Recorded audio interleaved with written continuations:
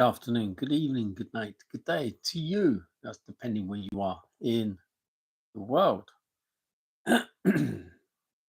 I'm here live in London doing the nighttime devotion from the devotional Christ Triumphant. The title today, God puts Satan on notice.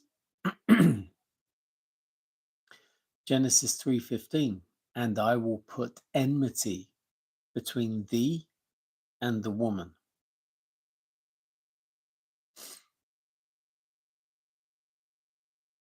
There is a strife between the forces of good and evil, between the loyal and the disloyal angels. Christ and Satan are not at an agreement, and they never will be. In every age, the true church of God has engaged in decided warfare against satanic agencies. Until the controversy is ended, the struggle will go on between wicked angels and wicked people on the one side, holy angels and true believers on the other.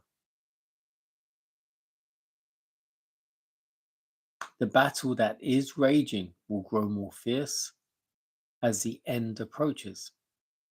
Those who are in unity with satanic agencies are designated by the Lord as the children of darkness.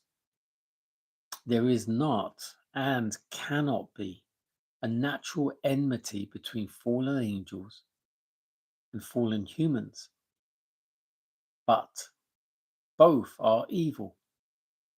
Through apostasy, both cherish evil sentiments.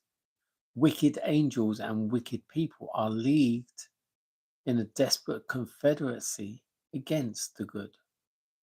Satan knew that if he could induce the human race, as he had induced angels, to unite with him in his rebellion, he would have a strong force with which to carry on his rebellion.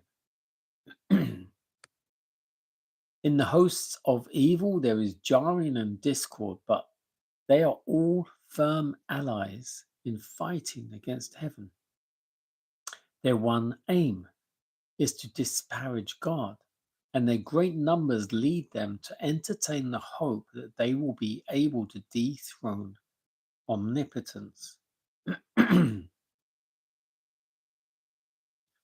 When Adam and Eve were placed in the Garden of Eden, they were innocent and sinless, in perfect harmony with God.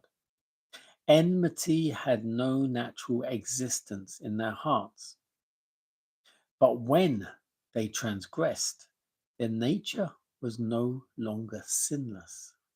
They became evil, for they had placed themselves on the side of the fallen foe, doing the very things that God specified that they should not do.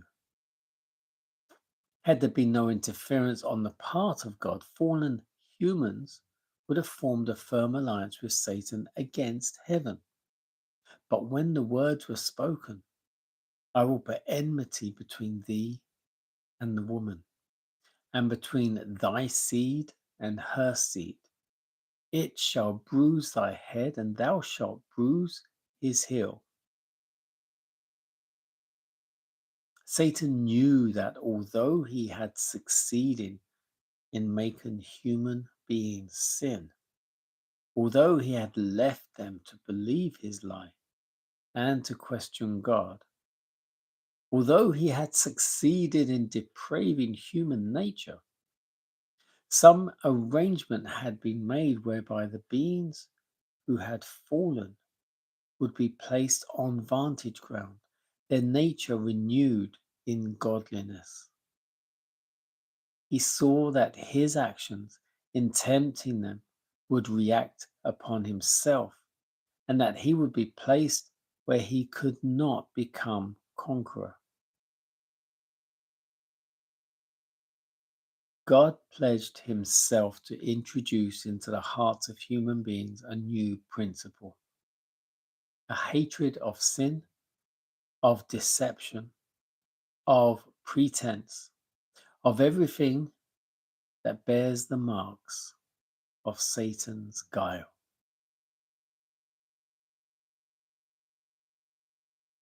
So God put Satan on notice. God already warned, foretold Satan that he would not be able to win anything. I will put enmity between you and the woman. The woman in prophecy signifies the church, the people of God.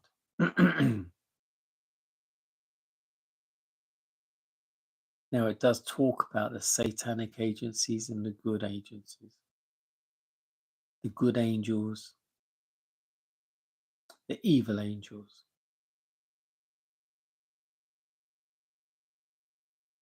And how the good people of God will be fighting against the realms of darkness with the good angels of God. And that those who are not of God on earth will be in confederacy with the evil angels who are also on earth. Yes, they're here, have been. I'm not going to say always will be, because when the time comes, God will cleanse the whole of this world with fire and sin will be no more. But until then, we need to fight. Not with our fists, with our minds. When I say with our minds, it's who we choose to serve. And we choose to serve by how we live.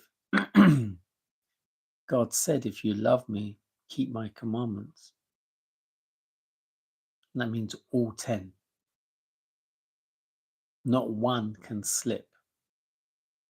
You break one, you break them all.